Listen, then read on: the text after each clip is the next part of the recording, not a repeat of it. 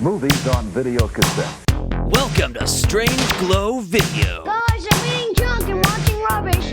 We're oozing with VHS, horror, nostalgia, and more. New Better Block Glow in the Dark. After it drops some videotape, you can get a glow-in-the-dark hand puppet from the movie Casper. And now, your hosts, Alec, Justin, and Nick. Hey, you're not allowed to rent here anymore. Yeah! Hey everybody, welcome back to Strange Glow Video. My name is Justin. With me is my esteemed colleague, brother, extraordinary co-host, Alec. How are you doing tonight?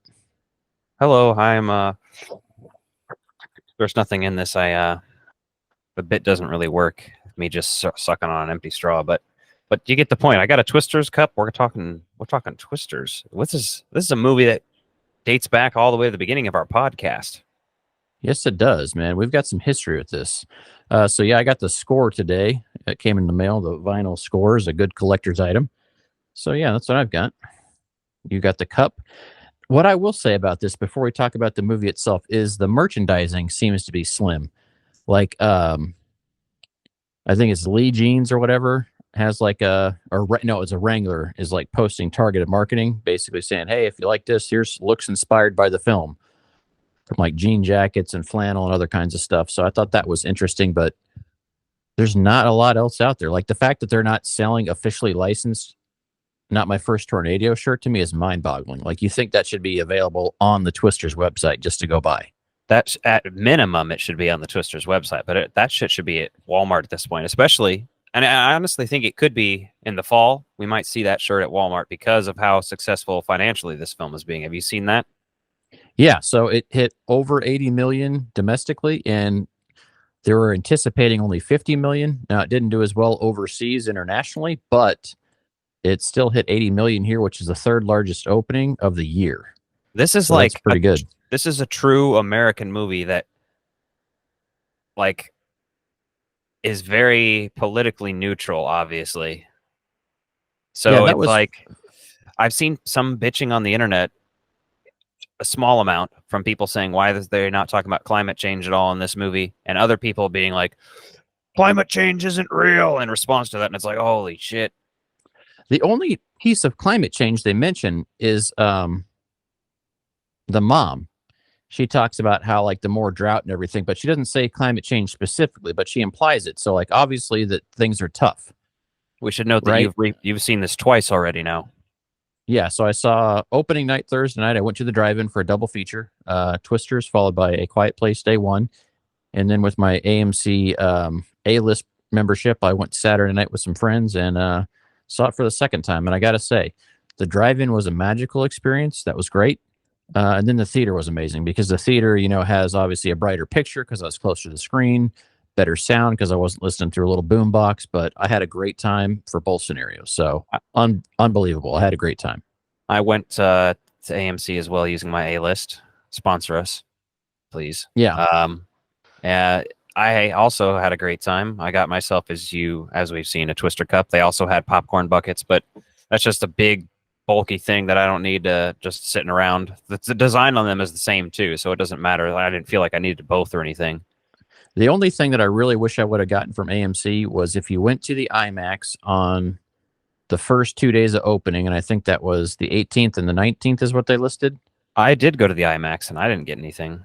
Oh, they're supposed to give you a Twisters magnet for your car that says Twisters with the little bullhorn logo on it. So, damn. And I've seen people selling them on eBay, but the fact that they only had them for 2 days, I'm like, come on, this is a huge movie. Why not just say while supplies last?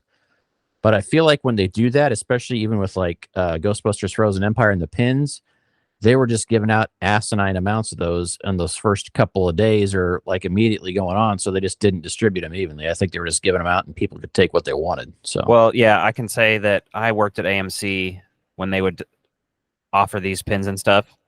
And it just really honestly depends on the fucking employees working, whether they give a shit enough to give them out. And I would give them out, and we would have extras. We'd have boxes of that shit. And I would just be handing it out for weeks until we ran out to anybody who was going to see that movie at that point. Like, and it was like Spider-Man and shit. So we had lots. Like Star Wars was coming out back then. Like, yeah, like I missed out on the Frozen Empire pins, and then I missed out on this magnet. That was only 2 days in AMC doesn't have a lot of IMAX theaters super close to me. I went to the closest theater to me, and so I mean they've got several around the metro area, but they're just not at every single AMC location. So Yeah, lucky for me, the one over here in Independence, does have it. So yeah, but you still didn't get the magnet, which to me was pretty cool because it's for your car. Yeah. So I'd imagine it was, I don't think it was a huge one, but I imagine it was, at least a good diameter, a couple inches around or whatever. So I did miss out on that. But to me, there's just so much you can market in this movie, just things you could sell. I just hope we see some more of that later on. yeah, I would. So Like I said, I would like to see some Hot Wheels size cars released from the first movie and from this movie. To be honest, I'd buy the ones from Yeah. this one too. At least Glenn Powell's truck. That'd be interesting enough to have. well, I mean, give me a 4-pack of the fleet for the corporate stooges. You know what I mean? They had a truck and then 2 SUVs and a van. So I feel like that was pretty cool. And I would like those because it was Wizard of Oz themes, which obviously goes back to the original movie. But That's what I that was spoiled for me before I saw the movie, but I did appreciate that. I thought that was interesting and cool. I was like, oh, that's another little nod we like and we appreciate. And I like how the wizard is the one that they communicate all back to. yeah, I thought that was a pretty good. I mean, the naming choice for that all made sense. And then There wasn't they like there was nobody finding a fucking, nobody found like steak and eggs in the fucking glove box or anything. yeah, there wasn't anything that was over the top. I feel like there was a good amount of callbacks in this, but it wasn't obnoxiously in your face. And I love Twister, and like there was nothing in this movie that I was like, well, that's dumb. There's a few things that I would have done differently or would have liked to seen done better, but I don't know. As we go overall- through this, there might be one or two things I call dumb, but like they don't bother me enough to dislike the movie. yeah, so I've seen people out there saying that, they loved it. A lot of people that are huge fans of the original, a lot of storm chasers and things like that have really loved it. And it's gotten a really good critical response from those fans, Well, and listen, so I work with a lot of younger people, and a lot of them have already gone to see it, and they're all stoked to see it. Half of them haven't, at least half of them have not seen the original, and I'm like, go fucking watch the original. Like, Yeah. they don't need to do that, but I think you should. Why not? yeah, and that to me that was a fascinating part. When we were hearing about this movie, we were like, well, is it a sequel? Is it a remake? And they clearly said it was a sequel early on, but sometimes it's somewhere studios in will say that. it's like in a the same- sequel, reboot, requel. Yeah, it's in the Like- same universe, but you don't have any characters that come back, which works fine because we open the movie up and they're doing some storm chasing, right? Which I enjoyed the beginning, and I really love that there was a Dorothy back. Basically, these are college students that are out there working on trying to get a grant for their research, just like they were doing in the original movie. So clearly, that team, probably moved on from that. Oh, and give Knox a grant. Yeah, exactly. So when you see this and then you see the Dorothy's there and they say, it's proven technology. I thought that was pretty cool without having to go and do a lot of other callbacks. We saw original Dorothy. We saw the sensors in there. We got to see all these things that really just took you back to that original movie without having to have linear ties or character ties, because let's face it, sometimes that's really fucking hard to do. And I feel like that would have taken away a lot of what they did with this movie had they shoehorned in people that didn't need to be there. Yeah. Now, I would say, because they never showed the college that they're working, going to or anything like that. So some writing choices, they could have had some of the side characters, the other chasers in there as like cameos just to say that they're working at the weather service or they're still working at the university, right? But you didn't need it, and it works great without it. So Yeah, the problem with that is I think they might have asked Helen Hunt to, but since they reject her script, she might not have wanted to. yeah, That'd be the only person, like, other than much smaller roles, since both Bill Paxton, Philip Seymour Hoffman, the people that you'd want the most cameos from mm-hmm. are gone. Yeah. Who else would you try to get? Sean Whalen, Wendell Josepher, Alan Ruck. I mean, they would have been interesting for diehard fans, but they aren't recognizable, I don't think, on like a marketable level. Like, that would have strictly just been to have a little bit of continuity for people that had seen the first. That wouldn't have done anything for the new generation, new audience, because that wouldn't have mattered to them.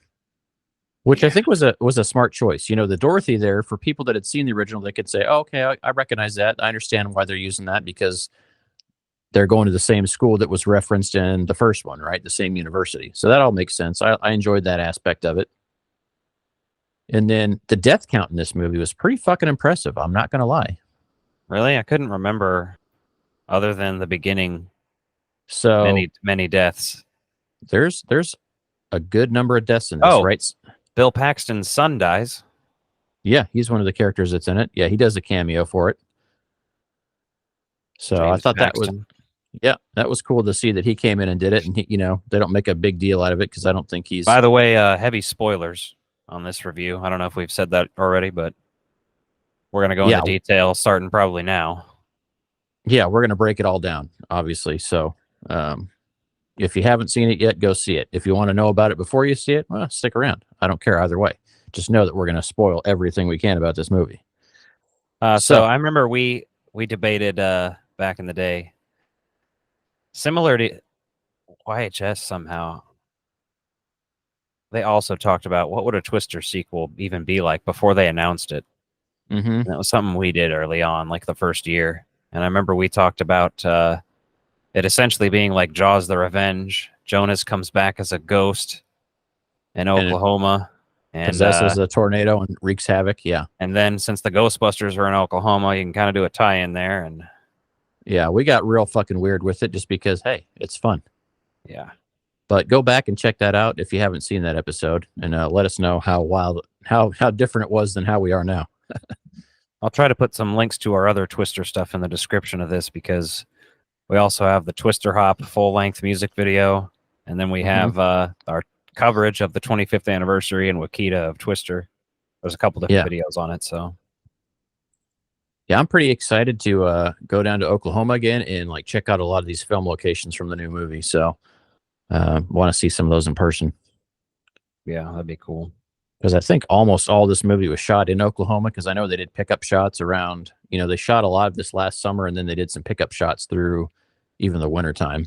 Yeah, I remember seeing filming locations when it started filming, and that filming location was the gas station where they all kind of meet up near the beginning, where she first sees Glenn Powell, and where Tyler, where the seats start getting wet in the theater. Mm-hmm. Yep. Yeah, the casting in this too, I thought, was pretty damn good. So we get these, you know, early on in this film, we're going to kill off some people right away. But I felt like even the casting for the characters that were killed off were great. Like I felt like those were good choices there, because they were good quality performances for people that knew they were going to die off right away in this movie. Yeah, so that's the thing is, from the trailers, you can judge that she was dealing with a tragic incident, and that's what we were getting at the beginning of this movie. So I immediately knew, like, oh, well, I've seen this guy all the way through the trailers. I know he's going to live, and I know she's going to live. The rest of these three are for sure going to die. So unfortunately, the marketing kind of made that scene less impactful for me, but it was still fun to watch. Yeah, there's a fair amount of stuff, and obviously all modern trailers do this. A lot of modern trailers just give too much away. But the fact that I didn't know if this was a sequel with any linear character ties at all or not, because, you know, we've seen them do that before, where there's some legit surprises when you get to the theater. Like, so you never count that stuff completely out until you see it. But yeah, so we get in there, we see them chasing the storm. She's got this idea of how to like destabilize the storm to get the tornado to stop. Obviously, tragedy ensues. We got to have some characters killed off. I will say that plot is not my favorite. The plot of them trying to, you know, disturb tornadoes and stop them. Like, it was better executed than I thought it would be, for sure. I'll give it that. Because I thought it was like, oh, that seems atrocious. And it was still a little bit like, I mean, but the thing is, how are you going to one-up the first movie? You can't just be doing the same shit over again. So, yeah, and I thought, as far as continuity goes, they showed how successful they were to able to deploy a Dorothy after that, so implying they'd gotten a fair amount of data. Well, that's what I'm saying. And some of it seems like this could actually be based on real science. It's just that it sounds wacky and it's a foreign concept to us. So Yeah. And I think there's, or obviously the original was based off Michael Crichton and his wife, what's her name? Anne Marie Martin. Anne Marie Martin, yeah. And I should show off this because I've got their version of the script. Obviously, from the original screenplay to the actual filming of the first movie, it drastically changed. But But it's cool to have the original screenplay. It's like a it's really drastically different, but it's good to have. So, and obviously they get the based on characters credit for this since Michael Crichton passed a while ago, and he always just did a lot of research into his stuff. Like, just take Jurassic Park, for example. He would take things and ground it in some sort of real science and then just be willing to take it to the extreme. So you felt comfortable with it going that extreme because there was some level of reality that was blended in there to at least make it sound feasible, right? It wasn't just completely made up. I think a good reference to the first movie would have been on his YouTube channel, or at least maybe on his Patreon or his OnlyFans if Glenn Powell hung dong and chucked some booze into a tornado. Oh, that'd have been hilarious. Mm-hmm. Yeah, they could have just had it blurred out of like him being naked with the tornado there. So I will say them deploying like chemicals into the tornado to me made more sense because at the first when I saw the trailer and the drone in there, I was like, please don't say you're just going to try to fly drones into this shit and like try to break up a tornado that way. I was like, please tell me it's more clever than that. And it was. So I was pleased. Well, I was about with to say, that. I knew even if they were flying drones in there, I would have assumed chemicals as well. But I would figured there would have been in a drone. And I was just thinking there's no way a drone would be able to have enough of anything in it to be noticeable or make a difference. So, yeah. And then when I originally saw the trailer and I saw the Dorothy like launch in it, because we knew that it was some tie back to the original movie and they showed the Dorothy launch the sensors up. And I'm thinking, okay, please don't tell me they're going to try and say that the Dorothy sensors they've refilled with a chemical, because that would have been an easy scapegoat to not do something new or different, but just to kind of have more familiarity to it. And it just had just enough that you felt like, okay, this is the same world in the future. As far as the Dorothy goes, I think I was expecting it to be at the end of the movie, something that they have to deploy last minute. Like they're like, oh my God, we need something that can do this thing that we need it to do. And then they find the Dorothy and they're like, yes, we'll do this shit. And they bring it out and it's all beaten to fuck and they bring it back to life. But whatever, it is what it is. Yeah. So then we have a 5-year time lapse after everyone dies and everything goes horribly wrong. But Dorothy does deploy successfully. The chemical just doesn't work, which obviously comes back at a later point. And then we find out that Kate has gone on to become a weather person in New York City. I'm assuming, it looks like she's working for NOAA. So, yeah, that's fun. And then, of course, we have the very stereotypical movie scene of, we need you back in the field. yeah. I can't do it. I'm traumatized. No, we really need you. No, get out of here. And then they inevitably come back to the person and are like, I'll do it. One day. I'll give you 1 day. Yeah. 1 week, she says. I'll give you 1 week. In her best Bill Paxton impression. Yeah. That's not the only time she impersonates Bill Paxton either. No. There's a couple other lines and things she does. Which is fine because she's kind of a mix between, obviously, several characters from the first movie. So that kind of works out. Yeah, it's I don't know. The dandelion thing may have been too far for me. I got it. I mean, I get it and everything. Why and but it's just like, I don't know. That's one of those ones that was super on the nose for me. And then them saying, glad you're back, and her saying, I'm not back. That was another reference I caught. I don't hate that one as much. And who said that they're glad she's back? Was it Javi said that to her? Because I think so. Like it was after like a moment of them talking to each other, Yeah. I did think it was interesting that they had him survive and had him join the military and obviously go into for some radar experience. Like that was a nice little linear line to say, okay, here's how his character progressed without making him over the top, and then they kind of made him skeezy, but also, he also has that story arc where he realizes he's wrong. So, Mhm. And apparently, according to the Wikipedia, him and the robot guy that sits next to him were ex-lovers. Interesting. I don't know where that came from because Don't know. I didn't even catch any hints of that, and I'm good at catching. My gaydar did not go off at all during this movie. Like, I wouldn't. If you're telling me now, like, oh, for sure, that's the way we wrote it, like, I buy it. But there wasn't any indication of that left over, I don't think. If that was in there, that was all left on the editing room floor. But they make Javi look like he has feelings for Kate after everything, but like he doesn't pursue it because it's just one of those complicated things. Like he probably had a crush on her from working with her, but it's hard to say. I was trying to suss that out while I watched it, if they were doing that, but I never got that. But I never got that he was gay either. But no. Yeah, I don't know. Didn't go either way for me.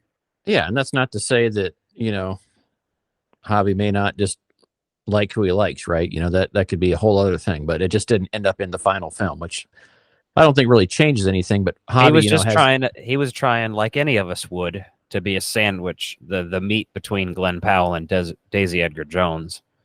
I mean, yeah, you got the point there, right? People would like to join that buffet.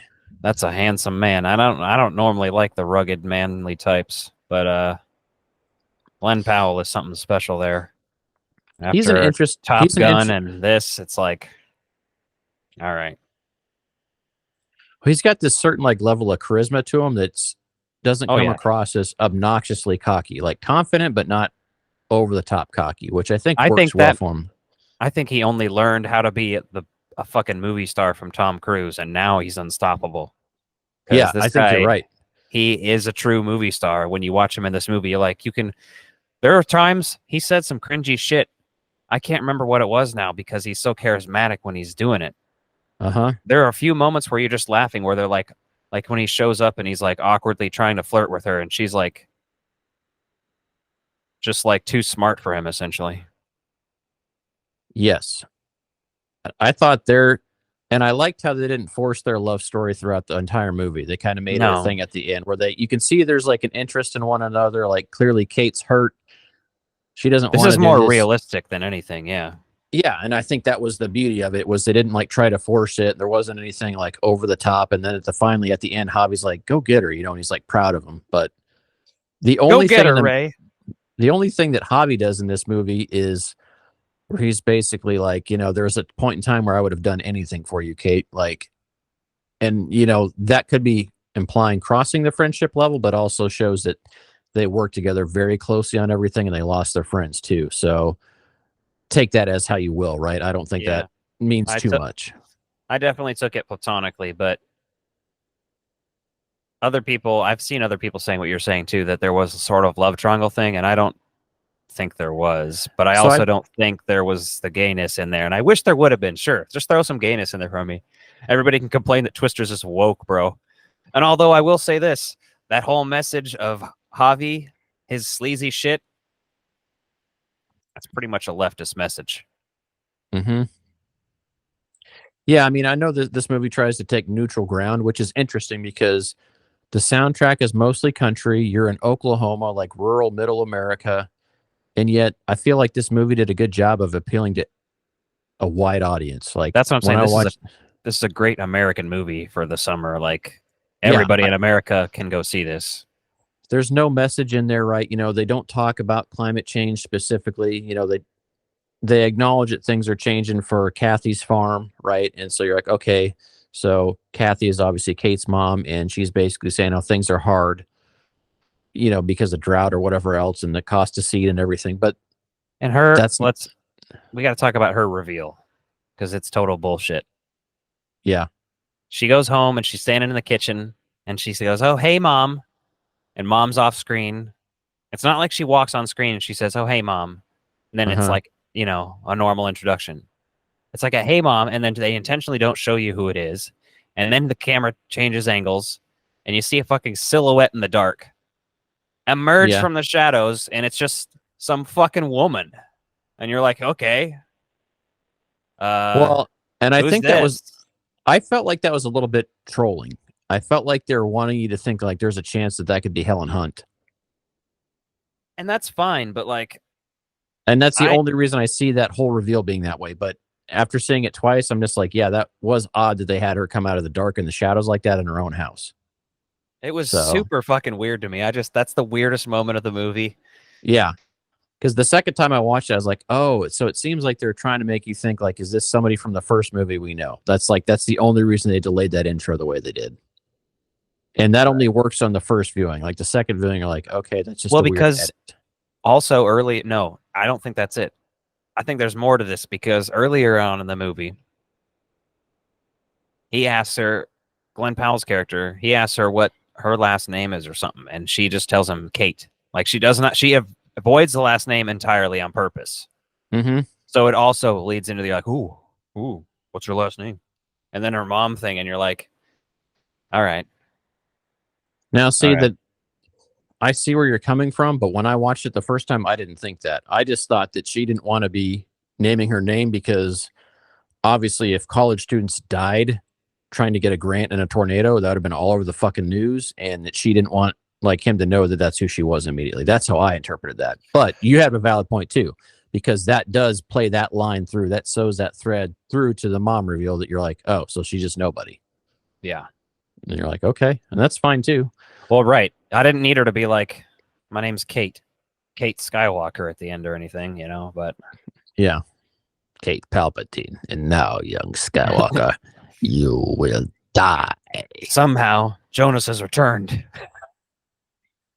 So some of the other background characters are really good in this too. Like Boone, I love Boone's enthusiasm. Like, you know, he's kind of just like the live streaming guy. So he's out there streaming everything, like getting Tyler on camera and doing all that. And like, you know, they're not like super science nerds, but they know enough to like have a good time with it. You know, they say that Yeah. Tyler's got an education in it. The rest of the crew is just kind of along for the ride. Now we also see that like Dexter and Lily seem to have some education around some of this, probably just based on what they know, at least Dexter. So Dexter's the guy driving the little camper. Yeah, he's interesting. He was one of my. I liked Boone- that whole cast of background characters. I thought they were great. They just didn't get enough screen time, but I'll get to that in a minute.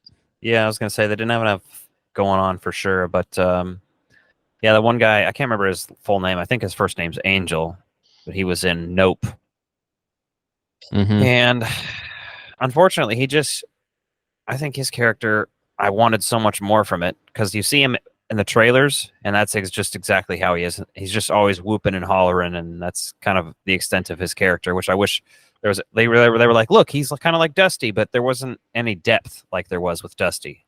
Like when Dusty's saying shit like, "Look, you could really feel it with like the telephoto lens and shit." Yeah. It's like, well, what's And- the matter with you?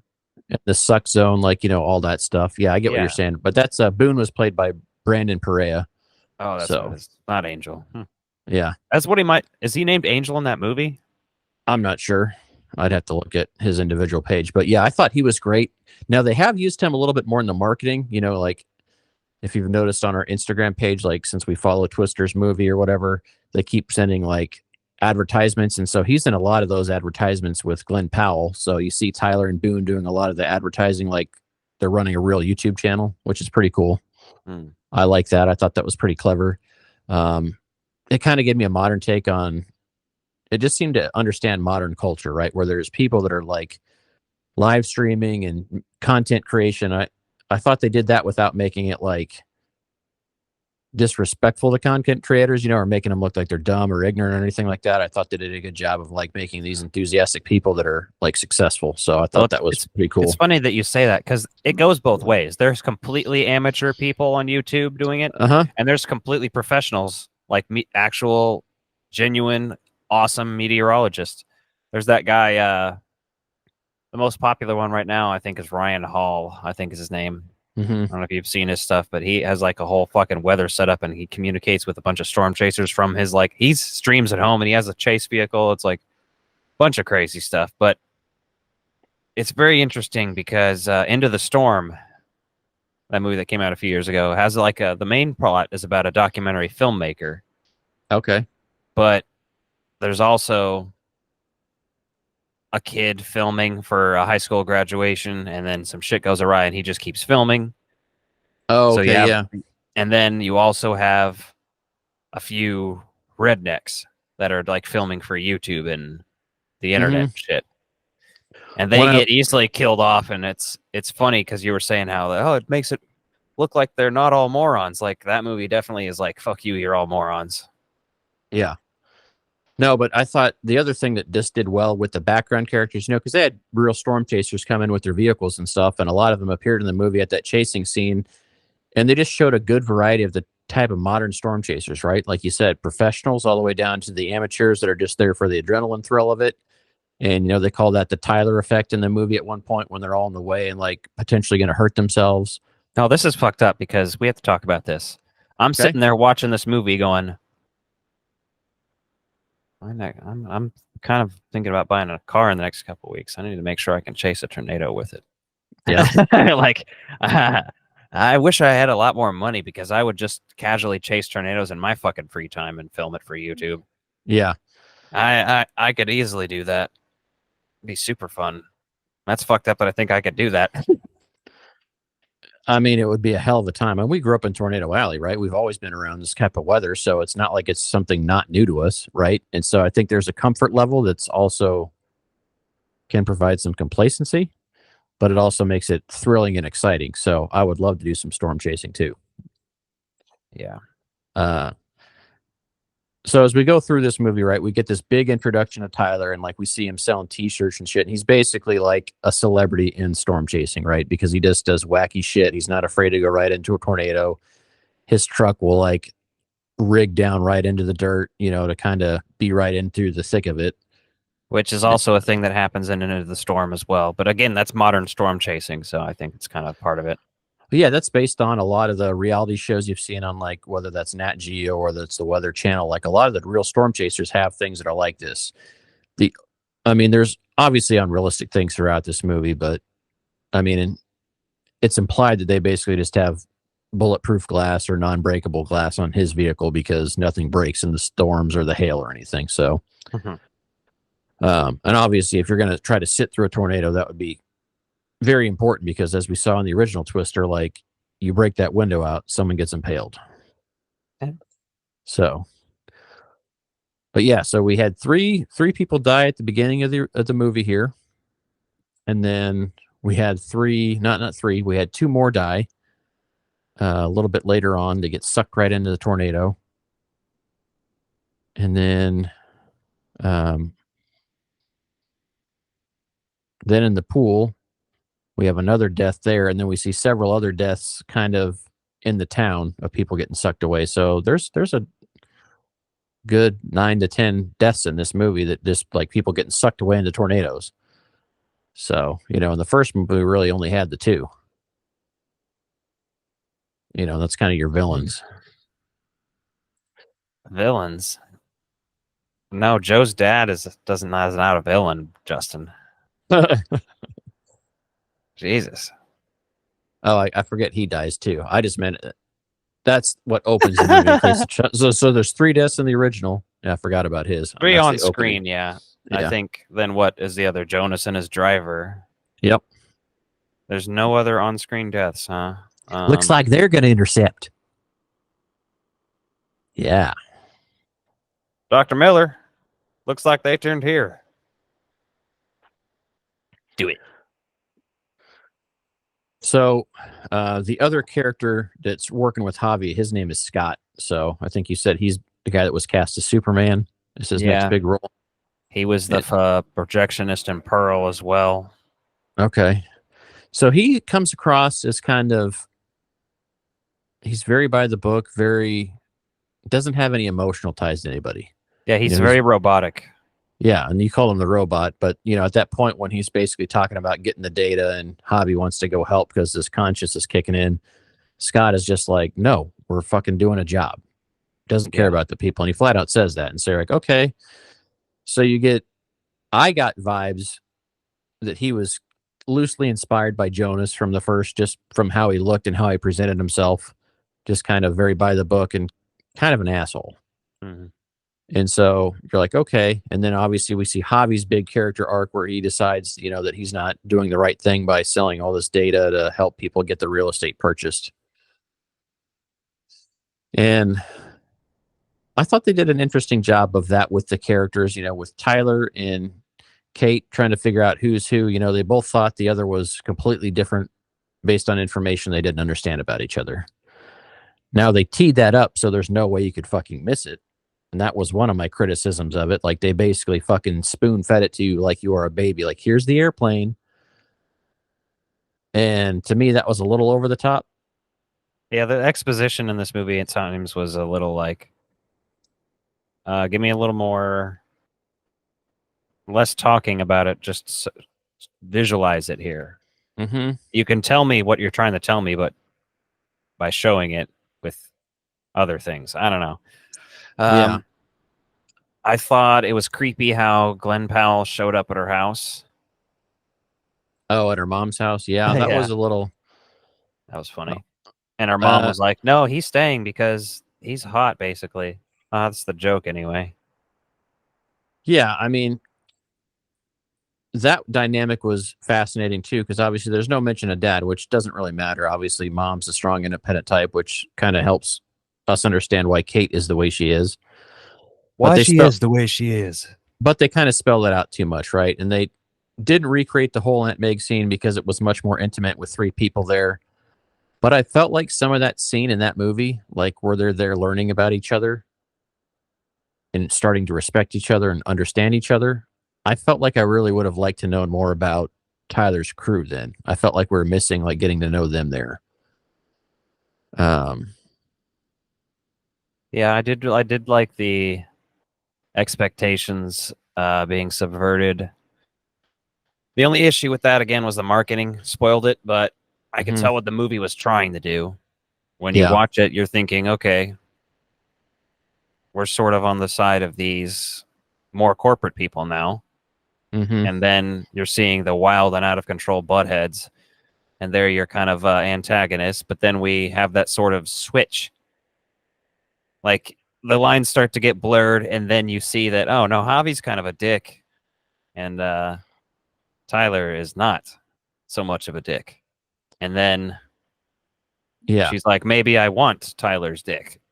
And then and then tornado hits and they don't have time. But and then, like showing off Kate's science fair project, I felt like they spent a little too much time on all that because they really gave you so much exposition around that, which, I mean, I guess I could see either way, but I'd be curious, what other options they had there, what else they might have filmed and how that panned out. Just because to me, that was a slow point in the movie, kind of in the middle there, kind of leading up to that third final act, the end of Act 2, basically, which obviously the movie needed a little breathing room because there's a lot of action right away.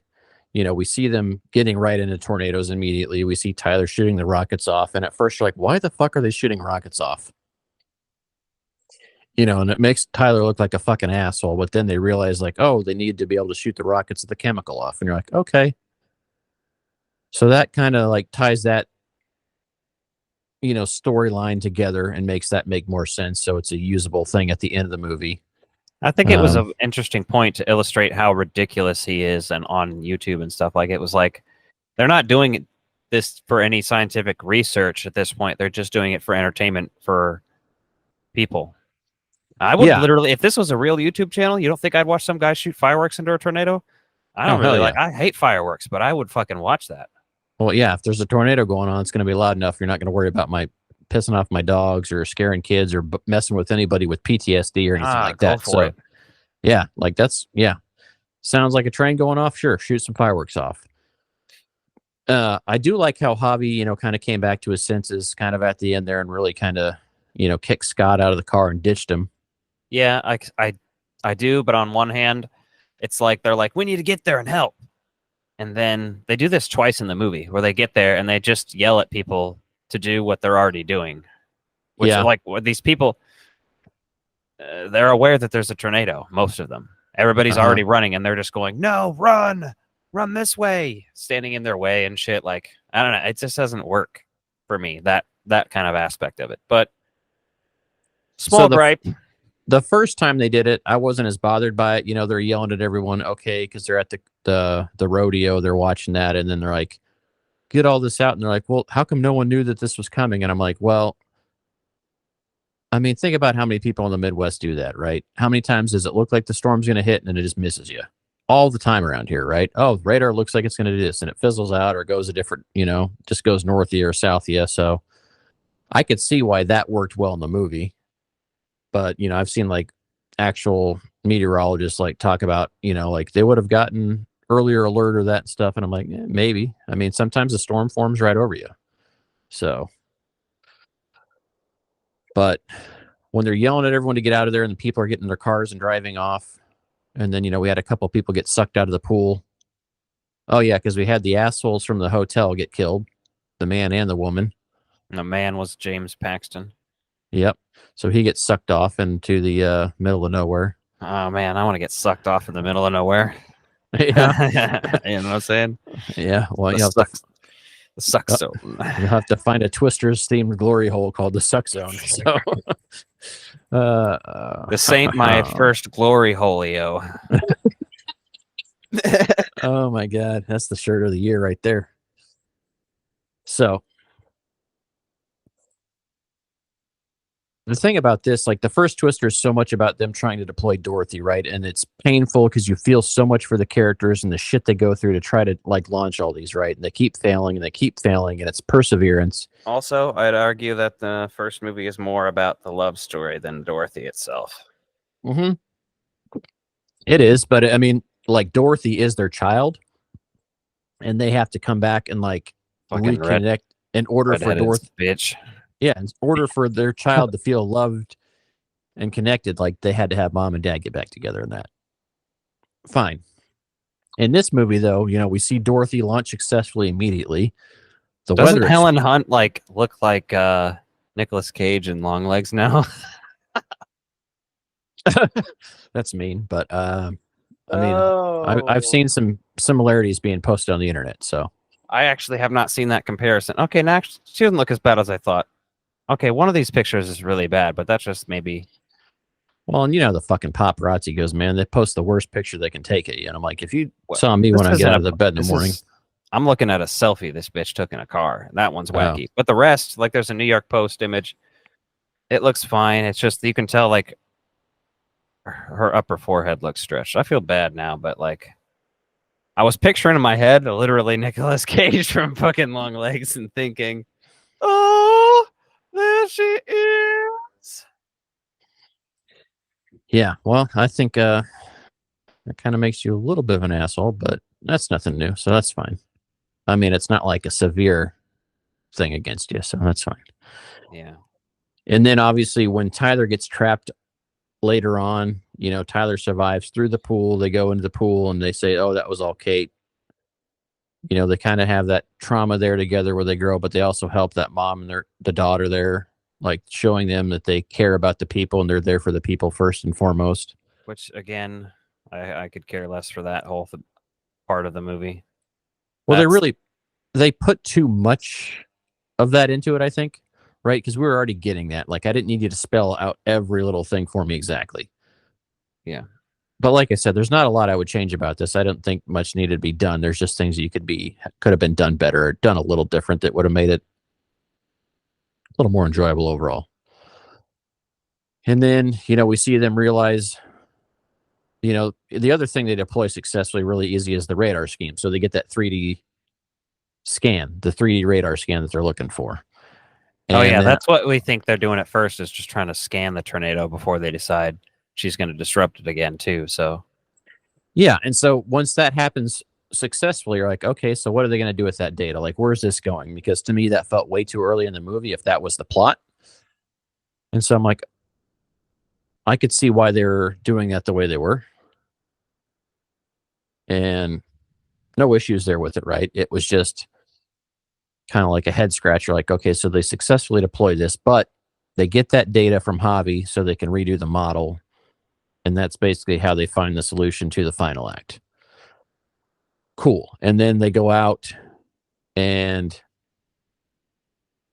they realize, oh no, that was before. So they go out and they take the old model that Tyler updates for her using his laptop and computer and everything.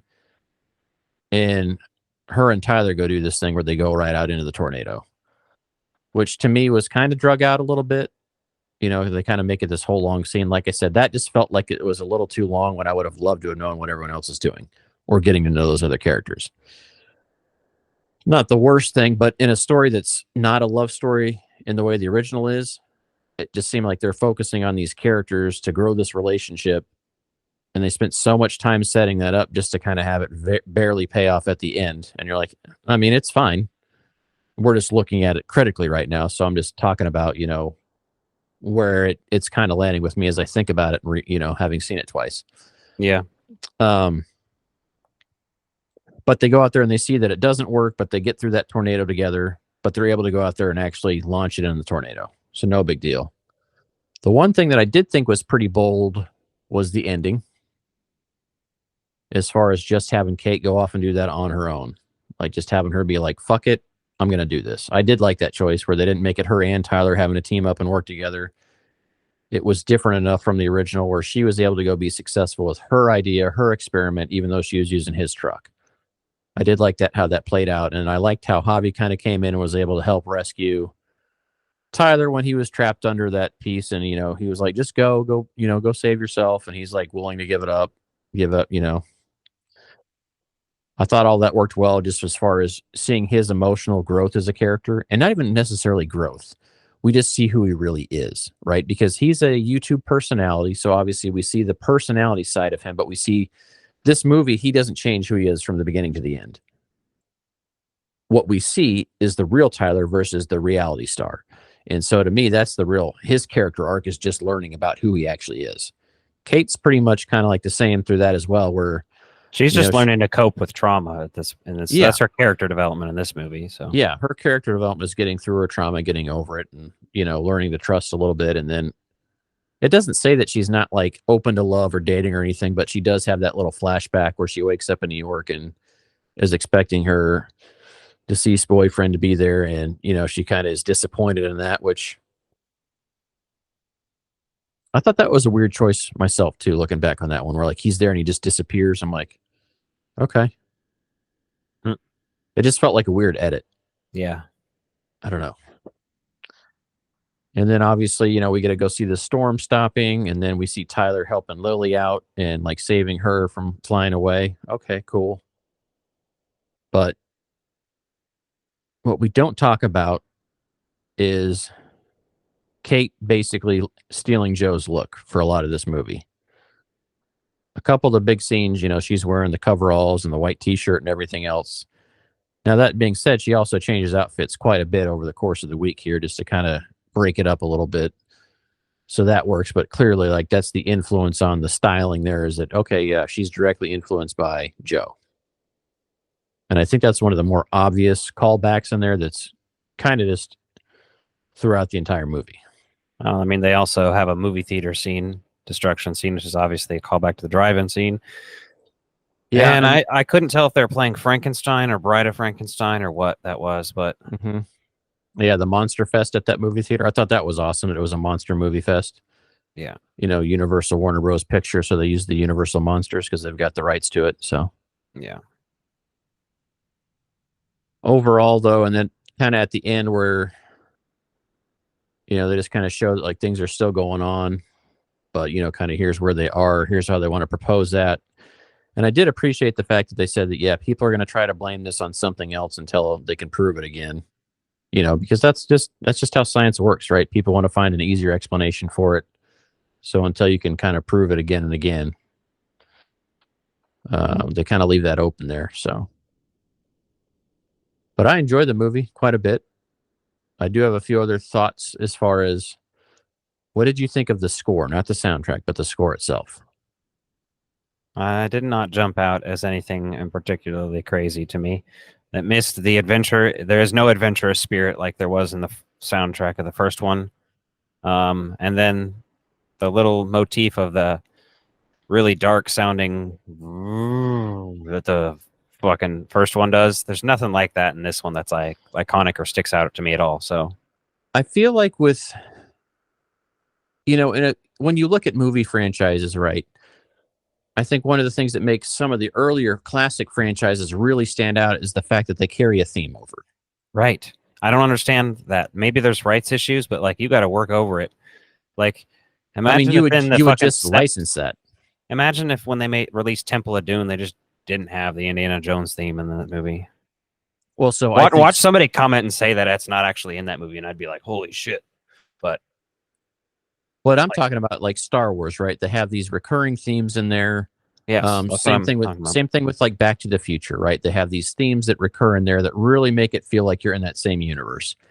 And I felt like they almost should have gone the Ghostbusters route, where they take some of those familiar concepts and just kind of modernize them. Same thing with Top Gun. Top Gun did that very well too. Top Gun Maverick did. They took some of those old cues, updated them, but I felt like that's really what added that suspense in the original Twister. You know, to your point, that little cue or the, you know, There's lots of like that, the open, really like subtle violins and stuff, like when Bill Paxton's standing there dropping the sand. mm-hmm. I felt like the music, the score itself could have had some callbacks to the original. And it's not that the score is bad, right? It's Just well didn't composed. stick out to me.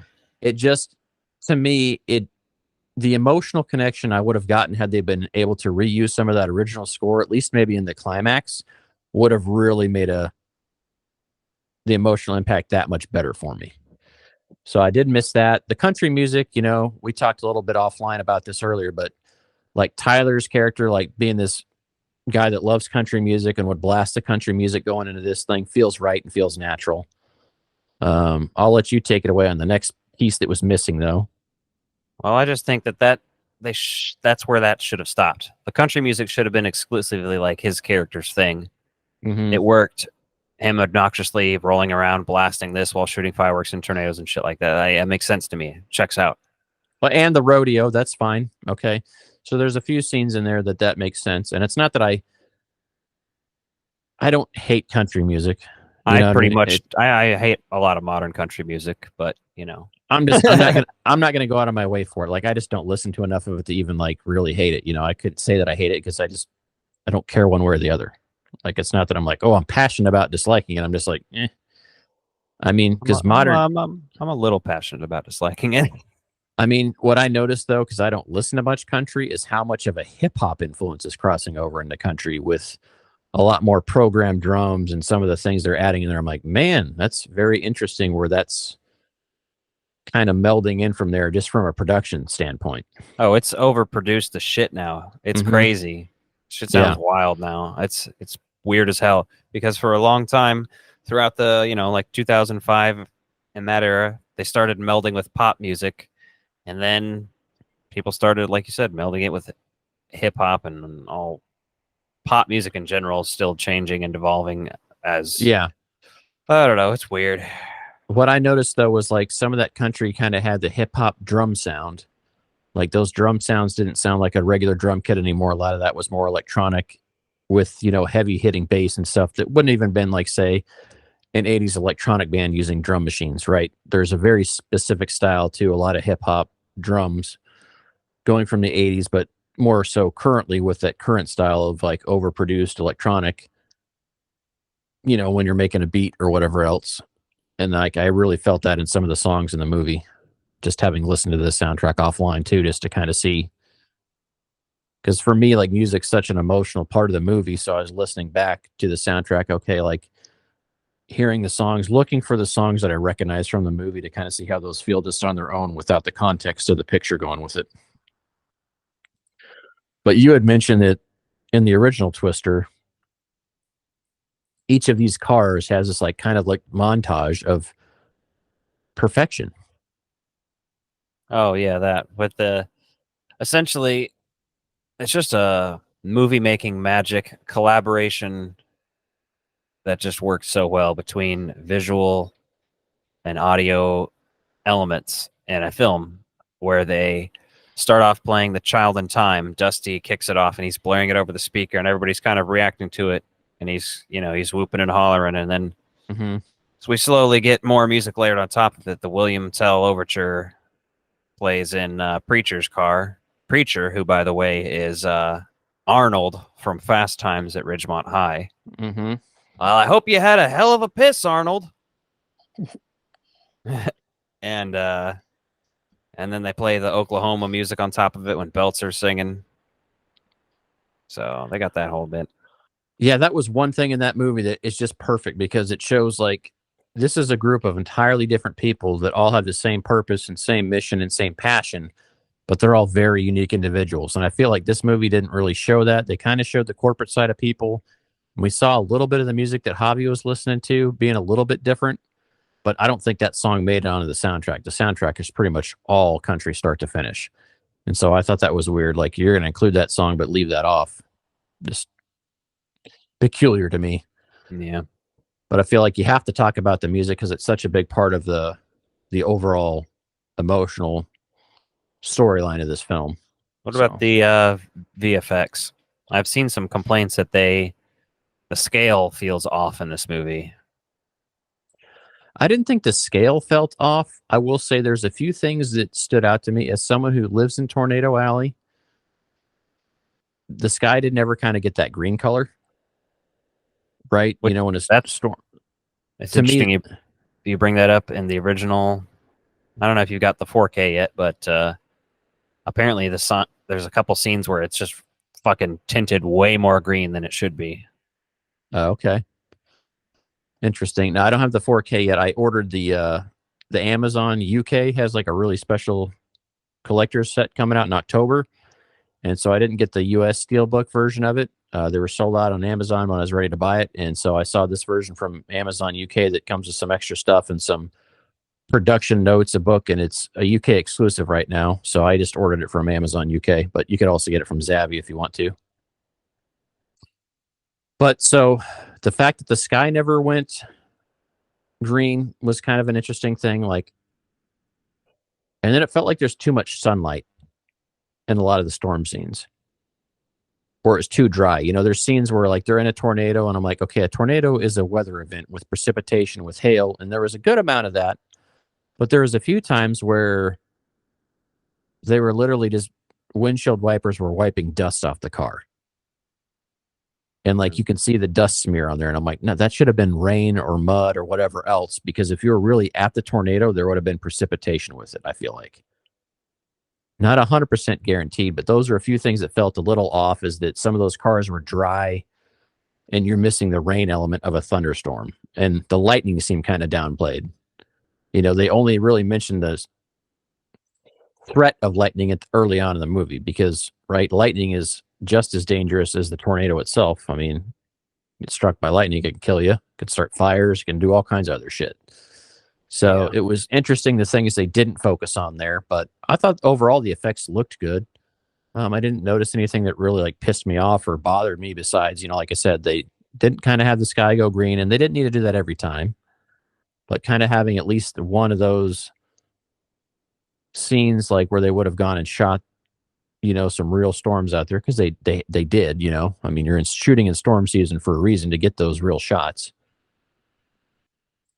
But yeah, the dry cars and the dust on the windshield was like, this isn't a windstorm, this is a fucking tornado. So some of those scenes felt off, but I mean, to me, that's me nitpicking, having grown up in Tornado Alley, saying like, I can't say I've been through many like wild storms roll through without fucking rain.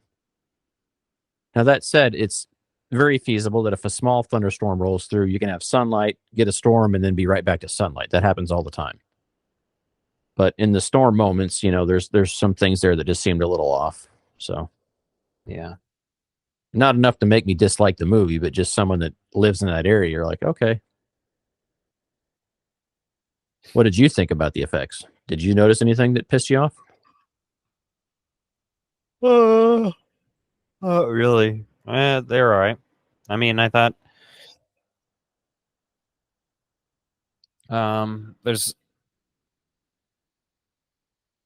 okay, there was a few times where it actually was annoying. Like the water tower was the most CGI water tower of all time. Mm-hmm. That was collapsing down, and there was a little too much of them in like superhero poses, avoiding shit collapsing.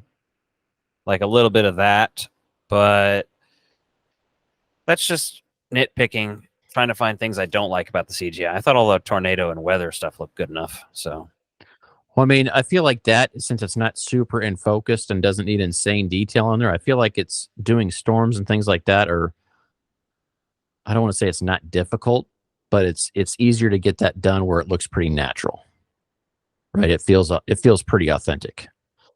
So, and who's to say they didn't take real tornado footage and kind of blend that into the movie and then CGI over it to do other things, right? I don't know. I would love to see a making of this and compare it to the original's making of. Yeah. So that's kind of what I'm hoping to see on some special features. You can actually pre-order Twister's 4K on Amazon right now. It's down to like 48 or down to $40 from 50. If you do a pre-order, right, you get your pre-order lowest price guarantee. If you pre-order, you'll get whatever the lowest price goes down to until it releases. Yeah, I've been looking at a lot of 4Ks recently because I'm going to start a 4K collection, I think this October or September, or at least get one started. Yeah, And I'm looking literally at Fright Night right now is $21.96 on Amazon for a 4K Steelbook. Yep. Yeah, I've got a whole list on my Amazon wish list. I just started putting those kind of things in there so I can just see when they got a low price offer, they'll notify you. Because the problem is a lot of retailers aren't really carrying a good selection of movies anymore. So like if it's not a release week or it's a couple weeks later, you may not be able to find it. But I think there is a physical media presence starting to come back now with streamers dropping so many fucking programs. Yeah. Like I got Halloween 3 on 4K recently, and then I got Monster Squad also recently on 4K with some other ones. The Thing, I got 4K. So just trying to get some of those in there. I think SLC Punk. Oh, never mind. That's right. I did a whole research thing about this in my video. They released SLC Punk on 4K, but only as part of a Sony Pictures Classic 30th Anniversary 4K Ultra HD Collection box, which has it's $150 fucking dollars, and it has like a bunch of other movies in it. So isn't it like 20 movies or something? I think I saw someone mentioning that. Yeah, something like that. But that's the only place you can get it on 4K, and they never released it on Blu-ray. It just went straight from DVD to.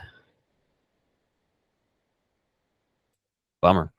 Yeah. Yeah, I've been looking at a lot of these lately myself. Trying to get a list of some of them going. They're supposed to release Nightmare on Elm Street this year on 4K, I think. Yeah, which I imagine they'll remaster that or do something good for it. But what I worry about is when they do all of them, they do a box set of that, but they won't actually do anything but upscale the other ones. Like you have to really take the film prints of all those and upscale them all and do it the right way. But half the time they don't. They'll just upscale them as opposed to doing a true restoration. Well, yeah, it also depends on what company's doing it these days. Mm-hmm.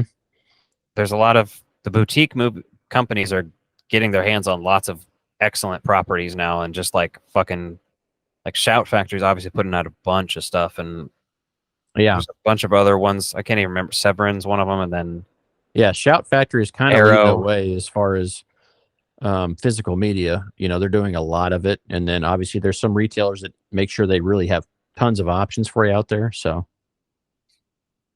is Rocky Horror on 4K? I haven't heard of that one on there, but you'd be surprised. Like I was checking out Christine to see if it was on 4K, and it is, but they don't have a 4K steelbook. But they had a really nice steelbook for the Blu-ray release. So I was like, man, from a collector standpoint, you're like, what do you get? Do you try to wait for a steelbook? Because I feel like the steelbook 4K is the best value out there to get the steelbooks, because sometimes the steelbooks are priced as a regular DVD price, but sometimes they jack those up quite a ways too. So yeah, there's Back to the Future. I need that. Mm-hmm. Yeah. Goonies. Yep, that's on my list. They had that on sale for like $13 for Prime Days recently, but I waited on that one for now. I was like, well, they'll probably drop that one down again. If they could drop that down for Prime Days, they'll do that usually around the holidays and stuff, match some of those prices for especially movies, right? Yeah. So, let's wrap up the Twisters talk though. So I guess on a scale of 10, what would you give this?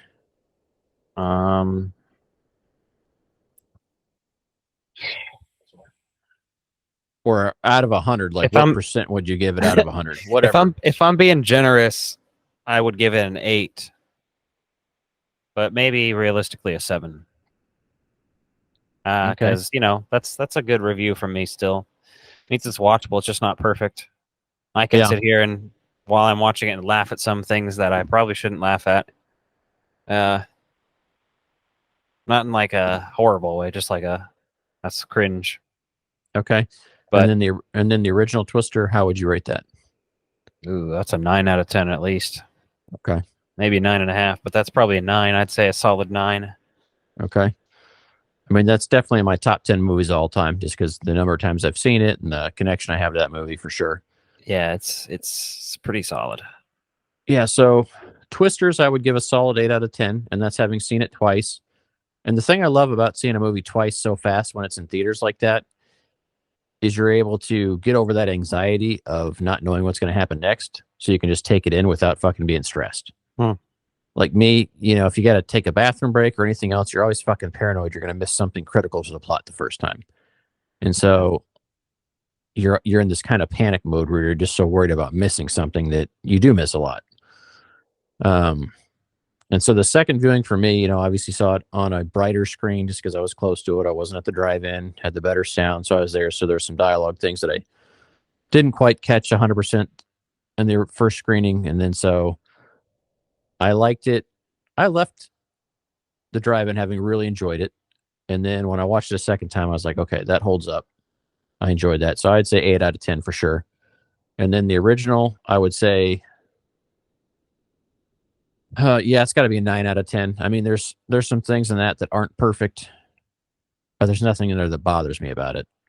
No. But that also becomes dangerous too, because those nostalgic ties to it, when I watch that movie, like I still feel like I'm in that original mindset of seeing it for the first time. I still have that enthusiasm for it and like the excitement for it, no matter how many times I've seen it. So, and I don't know if that influences me in any way, good or bad, but I'd say that's definitely 9 out of 10. Yeah. It's a worthy sequel. And I was really worried that this could have just been hot garbage, but I felt like they did a good job of like making it loosely in the same world, same areas. But they gave us some new characters that were really worth exploring. I feel like they could do more with some of these characters in the movie, but it also feels like, this is kind of a franchise now. So you've got 2 movies. Like, do they keep going with this? Do you think they're going to try and do more? Don't need to, I don't think, to be honest.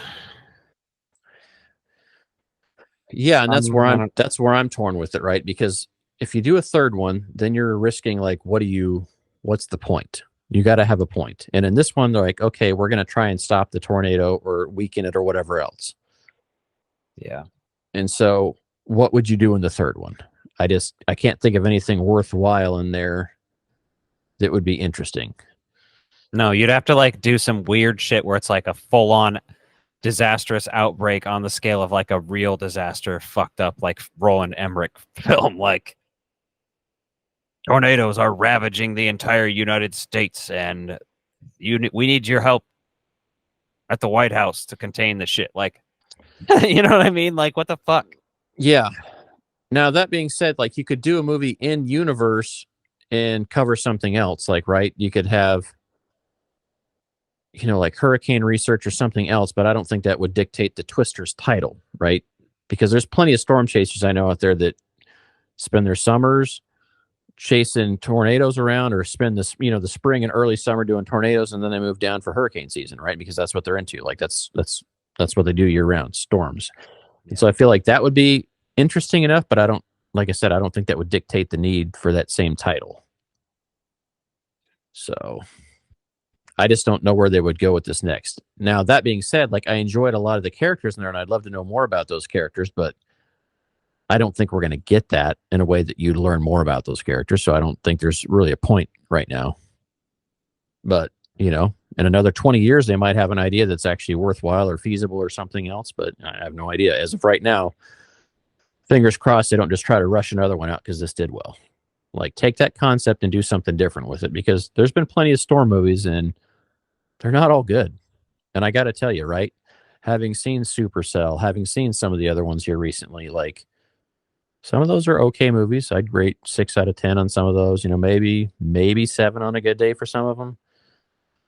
But I mean, I feel like this is actually a worthy disaster movie, and you could have titled it something else and just gotten Dorothy removed from the very beginning of it, and just had it kind of be in that same thing, and it would have stood on its own 2 legs. Like, I don't think it would have been an issue. Yeah. So, but that being said, I would love to know what the hell Helen Hunt's idea was for a sequel. Like, what did she have up her mind that they turned down for this? It was about all black and brown storm chasers, is all I remember her saying. Interesting. Okay.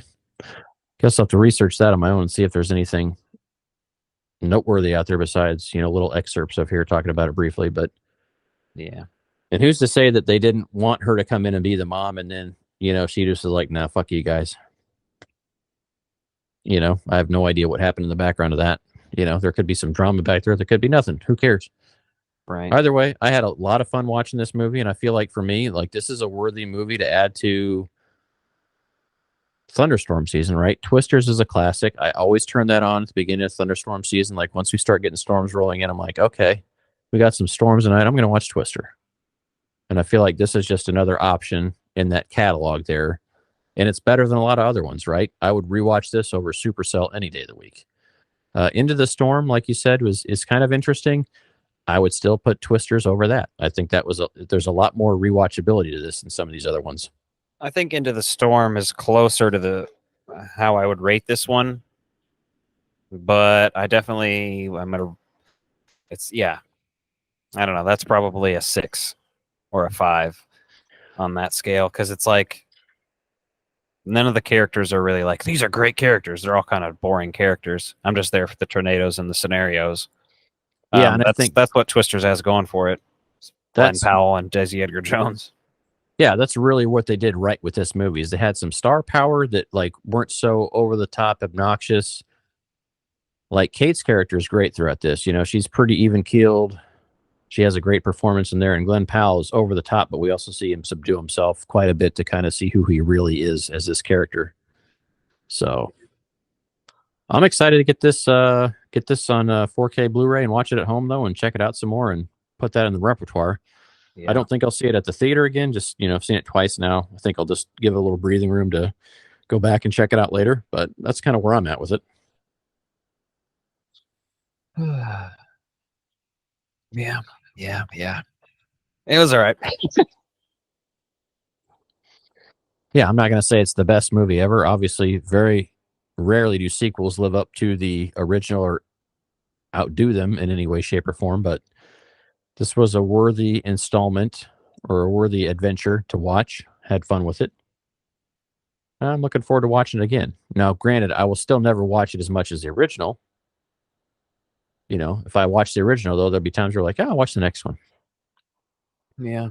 So, let us know what you think in the comments, down below. Make sure you subscribe, like if you haven't already, and tell us, is this movie good? Is this movie bad? Did it exceed your expectations? Were you shocked? Did you have no expectations? Have you seen the original? Like, I'd love to hear your thoughts on it and kind of see where everyone else is at with this.